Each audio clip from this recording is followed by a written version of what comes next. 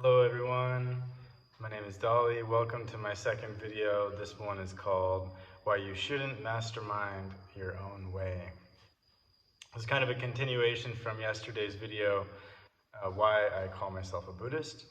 And I talked a lot about the benefits of finding a path that is well traveled and has clear instructions and has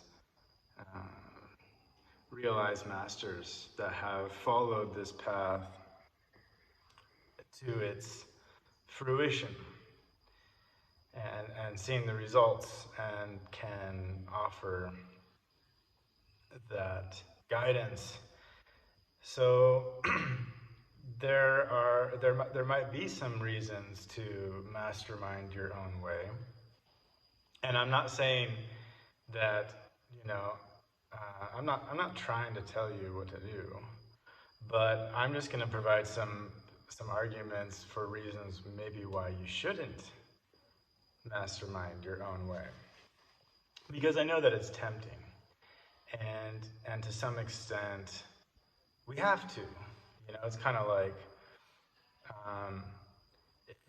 there's a value for each individual to kind of dig, to go within and dig deep and to rely to some degree on that internal navigation system that I talked about yesterday for that kind of guidance or intuition or to kind of feel things out, feel your way through, and with kind of some caution, without throwing away your sense of logic or reason or without giving up your ability to discern what is right or what is wrong, or what feels right to you or what doesn't feel right. So, if we take it to one extreme, then we give up all of that, and then we are very vulnerable so that someone who doesn't have good intentions can take advantage of us. And this is what happens all the time with cults and some spiritual teachers that misuse their power or take advantage of people, abuse their followers, manipulate. And lots of terrible things have happened, and those stories are important to consider and to be aware of. And then, the other extreme is that we don't want to listen to anyone else. We kind of demand that we are in charge of our own awakening, and that we're kind of unwilling to take suggestions or directions or advice or receive guidance from anyone or really to follow any path that was created by someone else. We want to kind of create our own path. And so coming back to this idea of the middle way, it's not exactly the application of this principle of middle way that the Buddha used, when the Buddha talked about his middle way. The middle way of the Buddha is the extreme between indulgence and sensual pleasure on one hand and self-mutilation and torture on the other hand.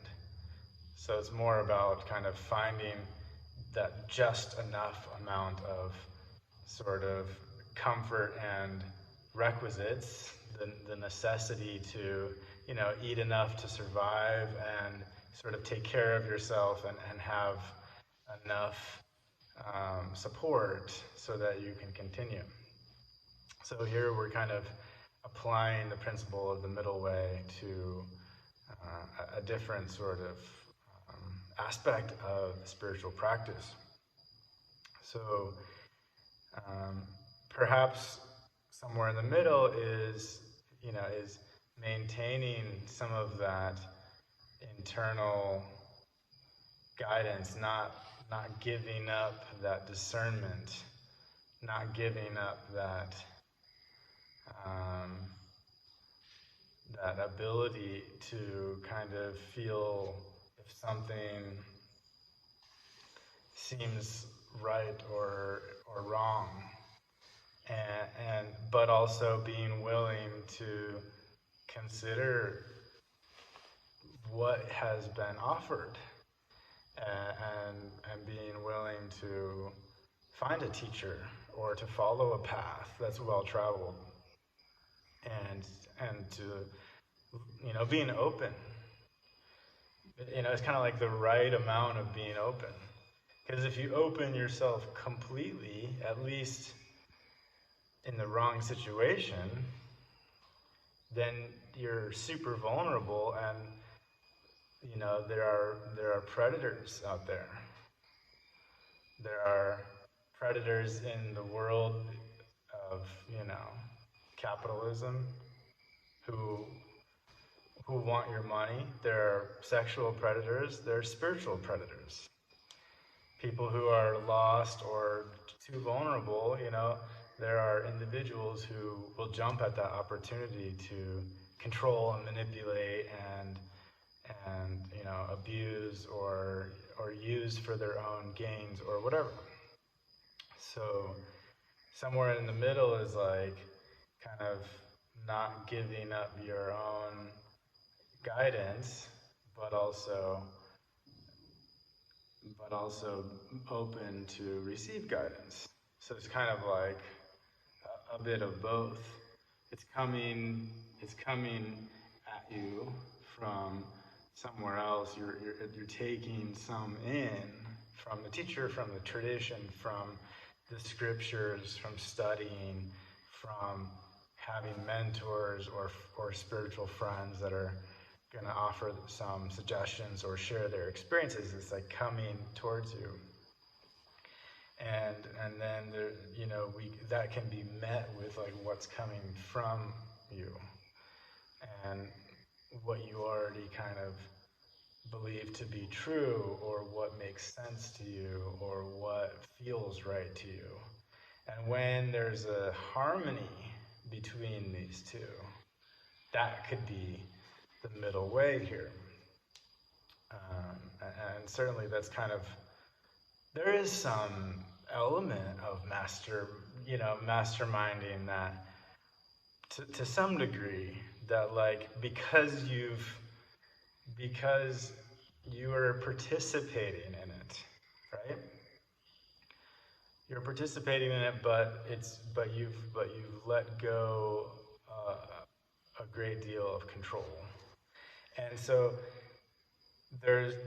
today we're going to talk mostly about that extreme of not relinquishing that control and not really being open to the traditions, to any other teachers or guidance or feedback or suggestions, or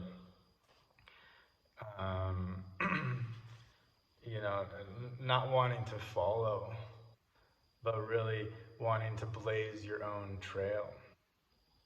And a couple things come up in my mind is, one is, sometimes we call it like cherry picking. So one tendency is to, especially for those of us who were not born into, one of these Eastern traditions. Maybe we were born into a Christian family, or we didn't have a religion, something like that. And then we start to open up to kind of different spiritual traditions. There's such a diverse spectrum from the East, from the West, from indigenous cultures, in the kind of New Age spiritual world, in the yoga world. And it can be overwhelming, it can be confusing where to start what to believe. There's a lot of conflicting teachings. And so one way to navigate this that's quite common is to cherry pick.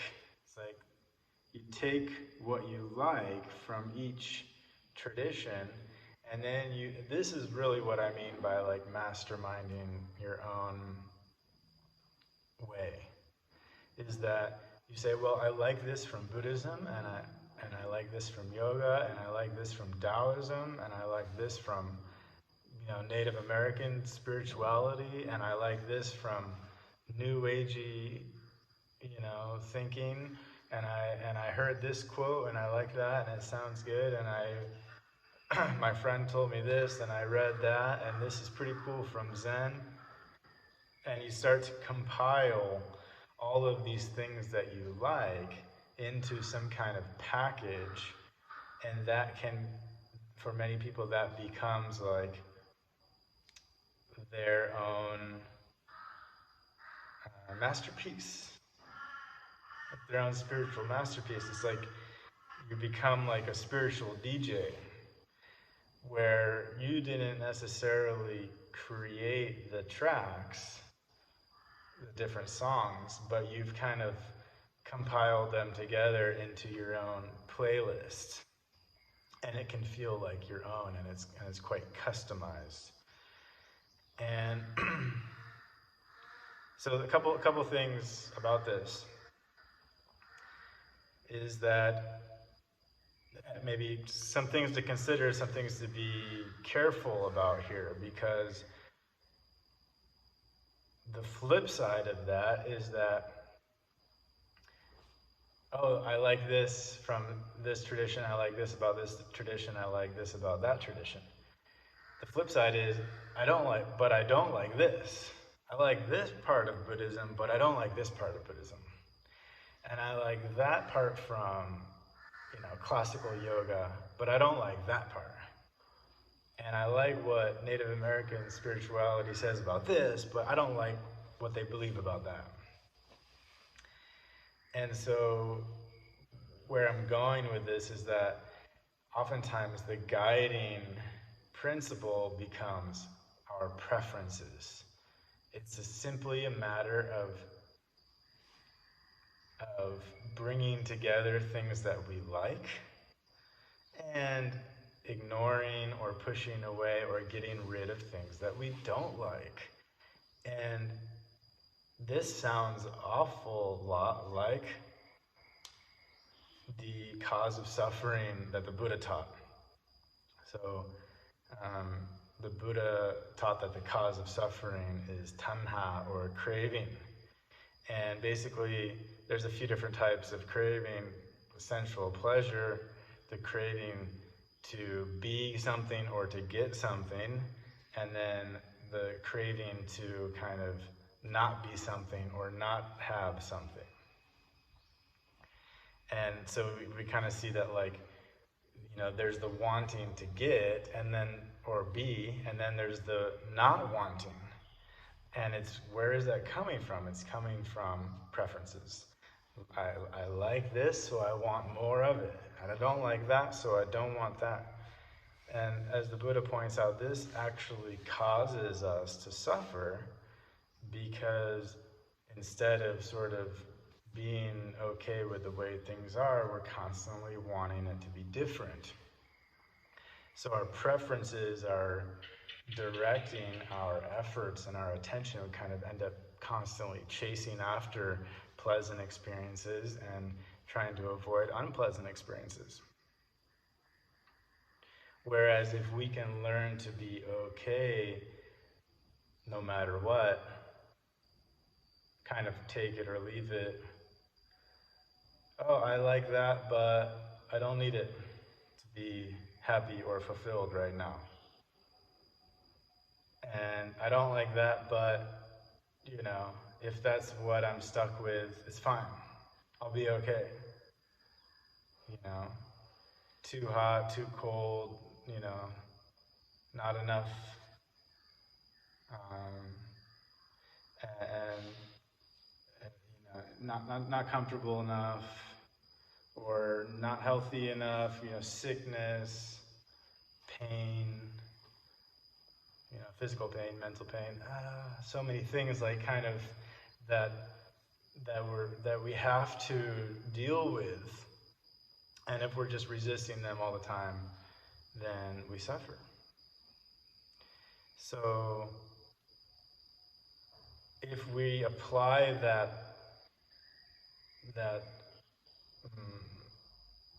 preferential treatment to spiritual teachings, what's wrong with that?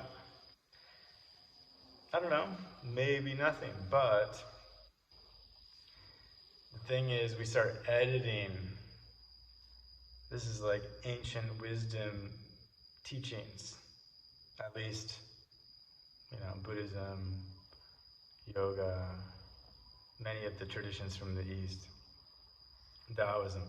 Ancient wisdom teachings coming from, I don't know, wise sages and seers and saints and practitioners and,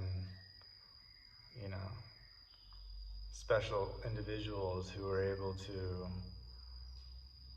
develop themselves or to tap into something. We don't really know. And it's different, right? Different traditions have different kinds of sources.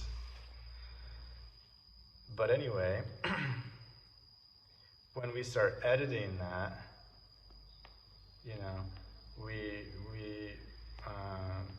it's really easy to avoid the things that we find challenging.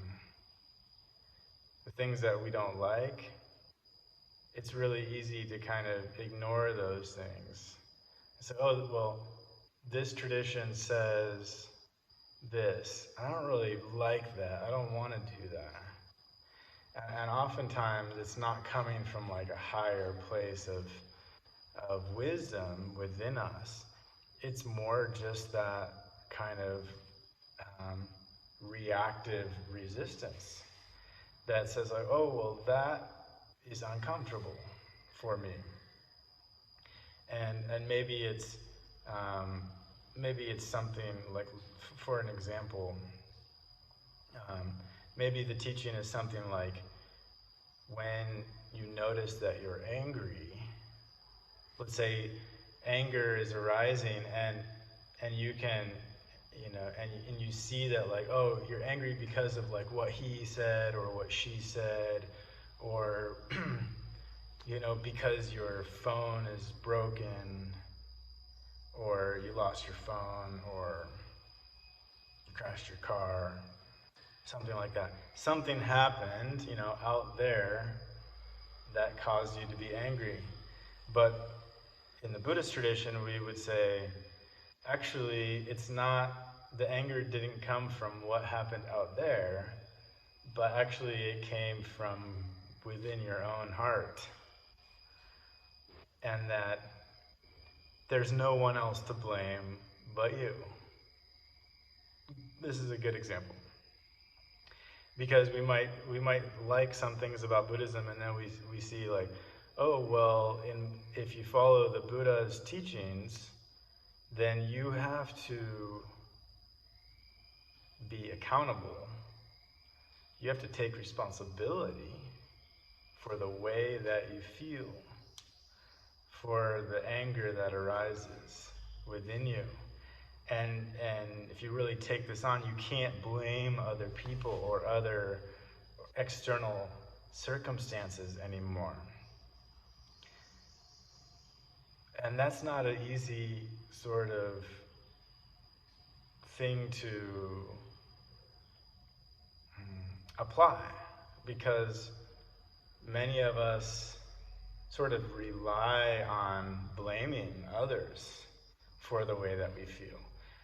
I feel sad or angry or upset or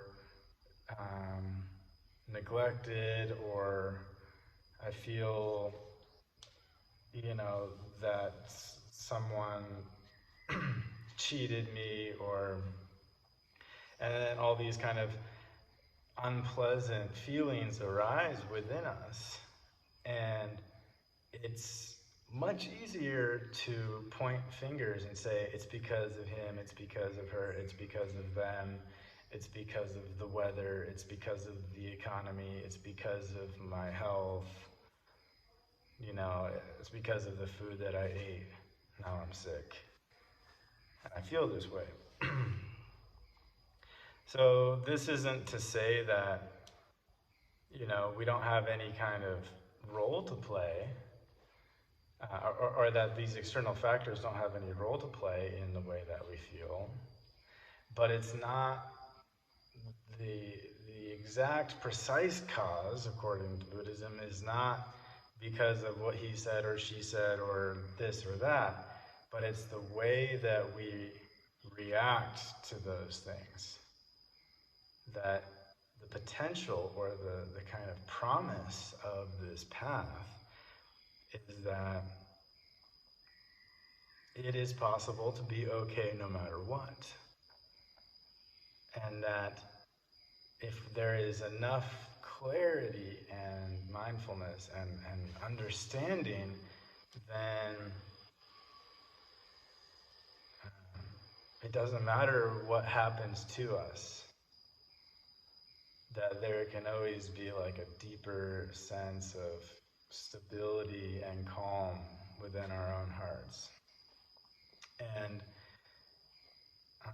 but in order to work towards that, we have to start taking more responsibility. We have to be more accountable for the way that we feel and stop blaming other people or external circumstances. So if we're masterminding our own way, it's really easy to just kind of discredit that part. Say, oh, I don't like that. I'm going to keep blaming other people. And maybe we do this consciously, but oftentimes it's unconscious. It's just like if we're in the habit of kind of taking what we like and ignoring the rest, we might not recognize that the things that we're ignoring or the things that we're choosing not to bring into our, customized collection, our playlist, are some of, many of those things might be very helpful, might be very valuable, might be very important, might be exactly what we need. But there's some initial reaction like, oh, that seems too hard, or, I don't want to apply that because I'm more comfortable with my habitual tendencies to blame others or whatever it is. So that's one real concern, is that when you cherry pick, it's easy to avoid the things that you don't like. And this is something I'll talk about more when I talk about spiritual bypassing. So this idea of spiritual bypassing is kind of avoiding kind of deeply seated issues by kind of trying to go around them and engage in some sort of practice that is going to kind of convince us that we're like doing what's best for us, but in fact we're sort of conveniently ignoring perhaps the real work that needs to be done. So when we follow one path, if it's a comprehensive path, which I believe the Buddha's path is. See, the problem with if I use the word Buddhist is there are many different kinds of Buddhism, and what I mean is what the Buddha taught. So I'm not saying that the other forms of Buddhism don't have any value, or I'm not saying that they're not really Buddhism. It's just that I'm referring to the teachings of the Buddha and the path that the Buddha clearly explained. It's very, very comprehensive. It's very complete. He walked around actively teaching for 45 years, and it's sort of everything was covered. And so the advantage there is that if you go into that, it's kind of like, okay, it sort of accounts for things that, we don't have to kind of look elsewhere because there's a teaching for that. Right? That the Buddha addressed all of these things, and that they all fit together nicely. It's all one big package. It's based on the same wisdom. It's based on the same goal. It's based on the same path. Whereas, there's all these different paths, and they have their own collection of teachings and practices that fit together, right? Based on their teachings, based on that path, based on that wisdom, based on those insights, based on their goal. And so if we start taking, this practice and that teaching and from over here and over there and putting them all together, how do we have any idea that that's actually going to work? You don't. So this is another problem, is that what applies to one system, a complete system, you might be able to take it out of that system and find some benefit and be able to use it, but it might not work, right? It might not work when it's kind of used in conjunction with a completely other system, a different system. So something that comes to mind is in the different what are they called? There's the metric system, and I can't even think of what we use in the U.S. But basically some of it is based on inches and some of it's based on, centimeters, meters, kilometers, and or inches and feet, yards, miles. So if you're a mechanic and you have different wrenches, right? And maybe there's two sets of wrenches, and one set is in the centimeters, millimeters and centimeters. The other set is in inches. So the wrenches are ½ inch, ¾ inch, 7/8 inch. And if the car you're working on, uses one system, you need to use the wrenches that fit that system. And it doesn't mean that the other system of wrenches is no good, but it won't work on this car because the bolts and the nuts and all of the hardware are custom to one system or the other. And so when you start mixing and matching, perhaps they don't support each other. Some practices are going to are aimed at a particular result or to support another practice or to support another teaching. And if you don't have those other that network of support with the kind of collection, the collection that practice or that teaching belongs to, then you can get lost when you go and you take that and you put it in with a different collection. So that's the other one. That's the second one. First one is that it could just easily be based on your preferences, and you can avoid things that you don't like.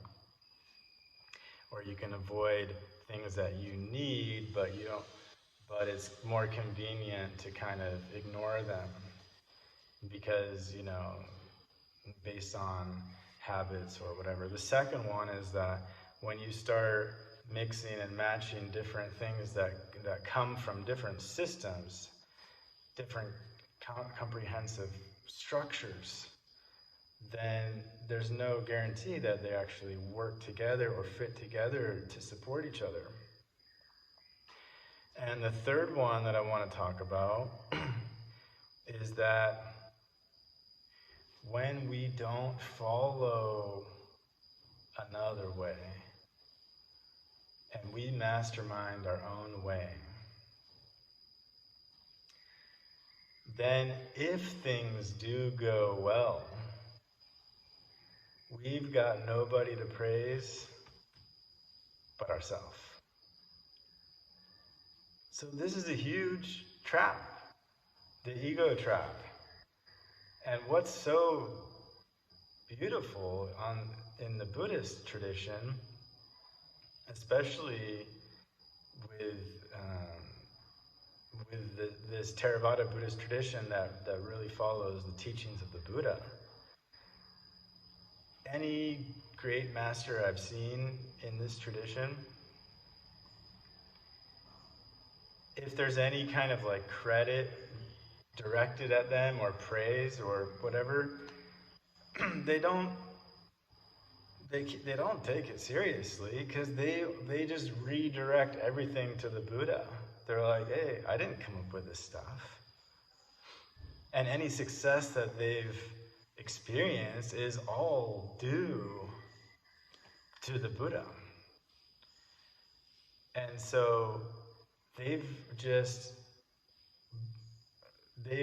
been able to follow that way, and through hard work and dedication and many years or possibly many lifetimes, they've been able to benefit from this practice. But in no way do they think it's because of them. It's not because of their own greatness.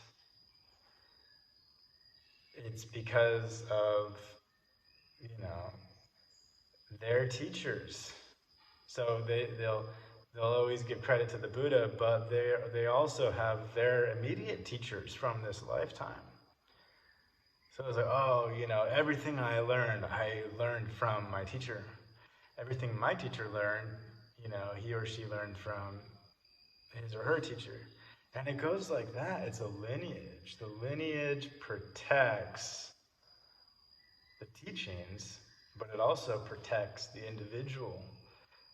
As soon as someone kind of rises above the lineage and says, I discovered a new way or a better way, or like, yeah, the Buddha is good, but really like it's all because of, my own genius or whatever that I was able to achieve some success. In this tradition, the kind of general population of the tradition will ignore those individuals. What happened to that person? They lost their way. Because the way is the way that the Buddha laid out for us. And all we have to do is be open to that and to move into that with humility and respect, and be willing to kind of test and try and experiment and explore and investigate, step by step. Is this stuff legit? Does it work? Well, I don't know. I gotta try. So you try a little bit, and then maybe you see like, oh yeah, this is what the Buddha said would happen. This is my experience, my conclusions.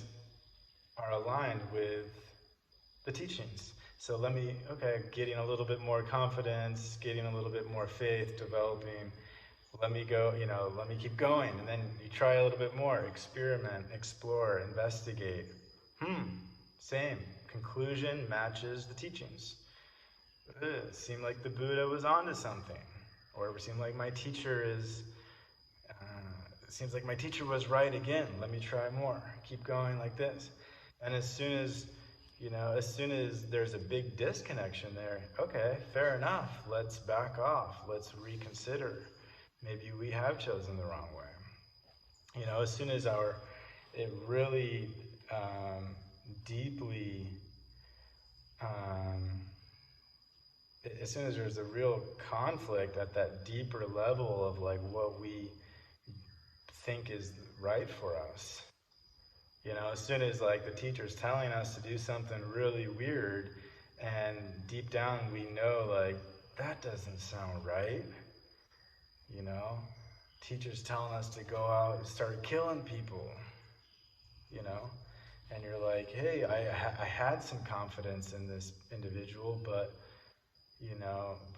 my own internal navigation system is telling me like that's not the right way. So as soon as that moment comes, okay, just pause, back off, by all means. But for many people who come to the Buddhist path and approach it in this kind of systematic a method of exploring and testing and just seeing if our own conclusions match the teachings, it's pretty amazing, really, that so far so good. Okay, keep going. And then again, whatever progress is made, it's not because of me. I can't take any credit for it. I owe it all to my teachers or to the Buddha or to the people who helped me. And it's also kind of true, that like my failures are my own, but my success is due to the teachings and the teachers and the individuals who supported me. So this protects us, that if we have our own way, there's a good chance that it's not going to work, because it's not time tested at all. It's never been if we really masterminded it, it's never been tested. It's brand new. Even if there's like ancient teachings and things like that are compiled together, but now as a system, it's something different. Does it work? No idea. My guess is probably not. Why would we think it works? So is it because we really think that we're that clever? That we're that wise? We're that insightful? That's something that we might want to look at,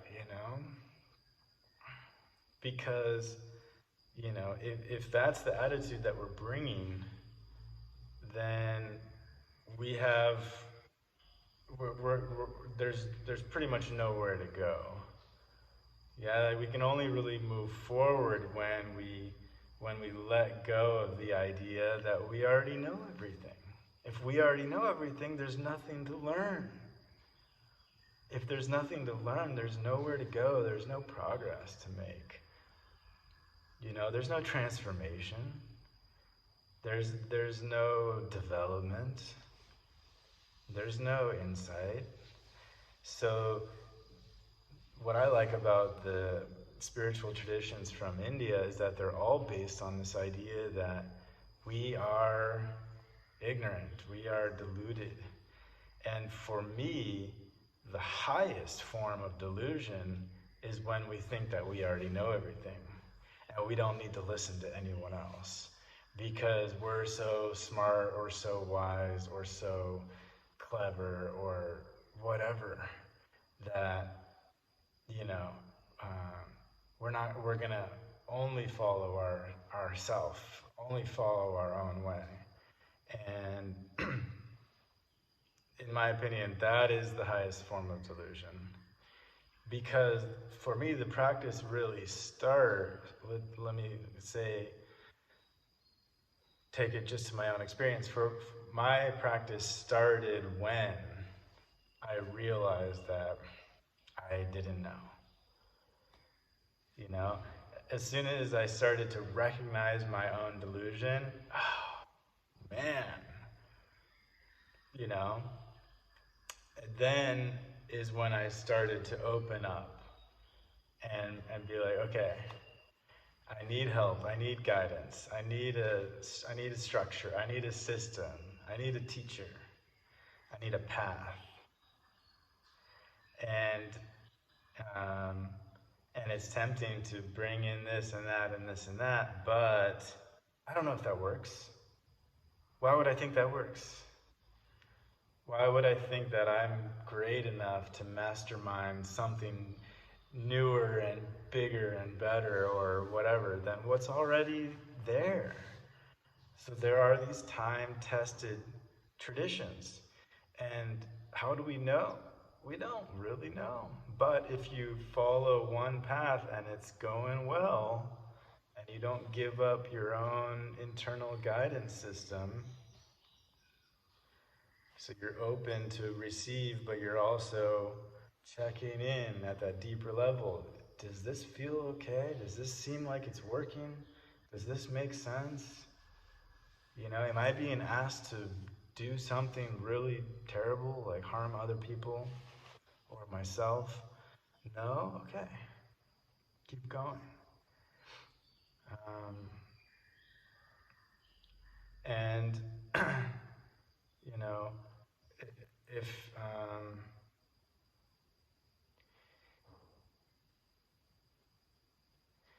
if we come back to what I talked about yesterday, that it depends on what you want. That's something I always remind myself of. It's like, well, technically, you don't need to follow a way. You don't need to follow a path. But don't think that you're gonna really go anywhere by following your own way. There's just as equal chance that you're gonna spin around in circles like a dog chasing its tail. Because there's a lot of delusion and ignorance and I don't know what's good for me. I don't know what's best for me. I don't know where this leads. If we look at development, it's like, how much have we developed ourselves? How much have we developed awareness, mindfulness, concentration, wisdom, morality? If we haven't developed those things that much, then what can we rely on for guidance? Yeah, there's still some sense, something there. But it's it's sort of underdeveloped. It hasn't fully matured in most people, right? And what I will say that, and maybe I'll make this the last point here, is that the more that I practice, the more I realize how ignorant and deluded I am. So that kind of shows you that when development increases, awareness increases, it reveals more. And a lot of times what you discover is not good news. Whoa. When I was starting on this journey, years ago, I thought I was doing pretty good. Thought I had some things figured out. Now, 12 years later, with a lot more experience and a lot more practice, it's like I've gone backwards kind of, because now it's harder for me to lie to myself. And it's kind of like, whoa, you you polish the mirror and you're like, shit. If the mirror is like really dirty, you might think you're really attractive. And then, as you polish the mirror, like perhaps the reality of the way you look, you're like, well, I've got more wrinkles than I thought, or, like I'm not that good looking at all. And it becomes harder to deny it because it becomes more clear. And so the path is not just like moving, it's not ascension, it's not like you're floating up into the angelic realms of greatness and purity. I don't believe that. I don't believe that those paths are legit, because this is all about discovering the way things are. And as we become more clear about the way things are, there are some harsh realities to face in here. And the result of that is we have to look at ourselves and say, oh shit, I've got a long ways to go. I don't know what I'm doing really. Let me turn and and try to open up, to receive some guidance and some instructions, and let me study, and let me go and practice, and let me find a teacher or a friend or a mentor who can support me, if nothing else, and be willing to receive feedback or guidance or suggestions or whatever. And it's like, then we really start to feel like, okay, when we get more support, then we start to feel like, okay, I think this is going in a right direction, even if it's difficult, and even if I'm sort of facing a lot of things about myself that kind of sometimes it makes you wish that it's like ignorance is bliss. It's like, well, maybe it would have been better if I had never started this journey, because when I was less clear, it's like things, I thought things were pretty good. Now I'm more clear, and it's like, oh shit, maybe not. But there's no turning back, and that deeper conviction tells us this is worth it, because it's the process of pulling your head out of your ass, and you're like, whoa, how long has it been up there? This is what this is reality. Oh shit, like now we have to learn how to navigate that. We have to learn how to cope with some of those harsher realities. Okay, so hopefully that's helpful in some way to some people. Please understand my intention that I'm not trying to tell you what to do or not to do, even though it kind of sounds like that.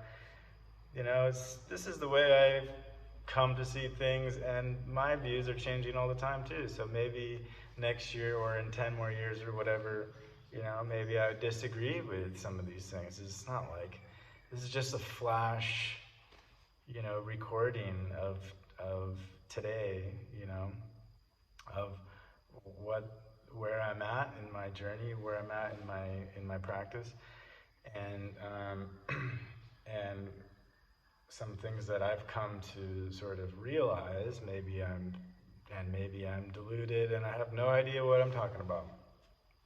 But I think that this type of message is important, that I didn't really have anyone telling me this kind of thing when I was getting started off.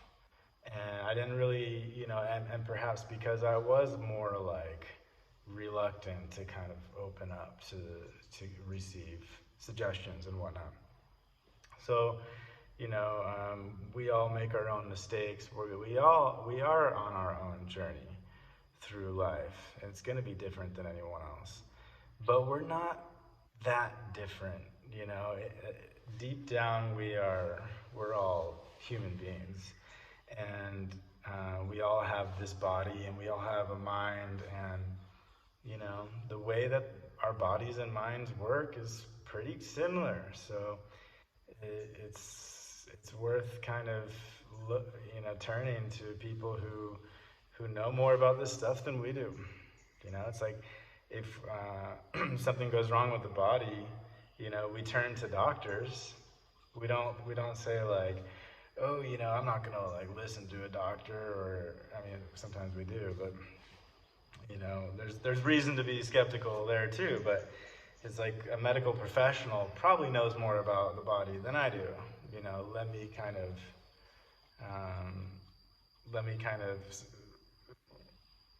seek out some professional guidance or assistance there. So hopefully this helps, and good luck with your journey and your practice. Feel free to leave any comments or suggestions, and maybe some kind of topic that you want me to cover or question. I have like a long list already of topics that I'm gonna hopefully keep pumping out here. and may this interaction prove to be helpful for you in some way, and may you consider some of these ideas and reflect on them to see if there's some value or some benefit for you there. Okay, so thank you so much. My name is Dolly, and I will see you again next time.